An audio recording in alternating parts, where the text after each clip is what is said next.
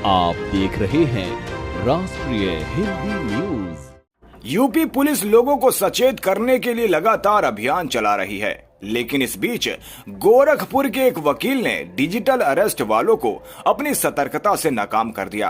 करीब 6 मिनट हुई बातचीत में वकील बिल्कुल नहीं घबराए, बल्कि जालसाज को अपनी बातों में घेरते रहे। जालसाज को रुपए तो नहीं मिले, उसका दांव उल्टा पड़ गया।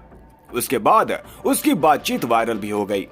डिजिटल अरेस्ट के लिए फोन करने वाले ने वकील को बेटे के रेप केस में फंसाने की झूठी जानकारी दी थी। बातचीत के अंत में जब वकील ने जालसाज को बताया कि उनके बेटे की उम्र सिर्फ 2 साल है, तो वह अपना आपा खो बैठा। जालसाज ने जिस नंबर से फोन किया था, उसकी डीपी पर एक पुलिस अफसर की फोटो लगी थी। इसके बावजूद वकील किसी झांसे में नहीं आए। उन्होंने जालसाज को नाकाम कर दिया। उनकी सतर्कता की वजह से जालसाज का दांव उल्टा पड़ गया। गोरखपुर दीवानी कचहरी में प्रैक्टिस करने वाले वकील कुश कुमार सिंह ने जालसाज की रिकॉर्डिंग का पूरा वीडियो वायरल कर दिया।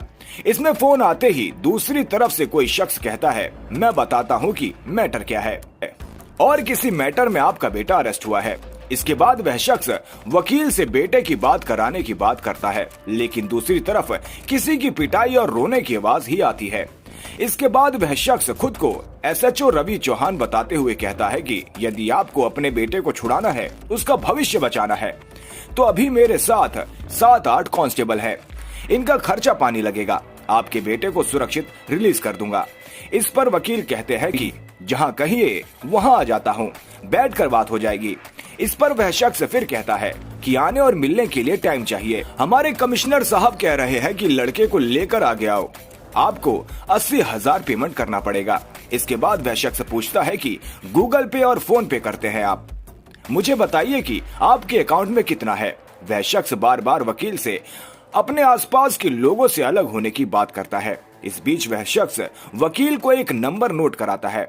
वो गूगल पे या फोन पे नंबर डालकर चेक करने को कहता है, लेकिन इस पर वकील उस आदमी से कहते हैं कि लग रहा है कि ऑनलाइन पेमेंट नहीं हो पाएगा, आप बताइए कहां पर हैं, वहां पर मैं आपको कैश दे देता हूं। इसके बाद वकील ने उस शख्स को बताया कि मेरे बेटे की उम्र 2 साल है। इस पर वह शख्स गाली गलौज पर उतर गया। इस तरह डिजिटल अरेस्ट का उस शख्स का प्रयास पूरी तरह नाकाम हो गया।